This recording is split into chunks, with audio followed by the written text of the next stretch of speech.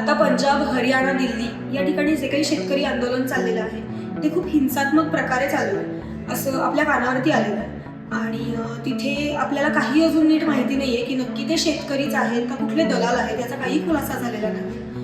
आणि ते ज्याप्रमाणे AC तंबूमध्ये राहत आहेत तर त्याच्यावरून असं वाटत तर नाही आहेत की ते शेतकरी आहेत खरं तर. त्यांच्या आणि ज्या काही मागण्या आहेत ज्या आपल्याला अजूनही नीट माहिती नाही आहेत तर त्या ज्या काही मागण्या आहेत त्या पूर्णपणे चुकीच्या वाटतात. कारण की आपल्याला आत्ता जे काही 45 रुपयाने किलो असे गहू मिळत आहेत ते पुढे जाऊन जर का त्यांच्या आपण मागण्या पूर्ण केल्या तर ते पुढे जाऊन आपल्याला 450-500 या दरामध्ये आपल्याला मिळू शकतात. तर त्याच्यामुळे आम्हाला तरी असं वाटतंय की आपण या मागण्या पूर्ण नाही केल्या पाहिजेत.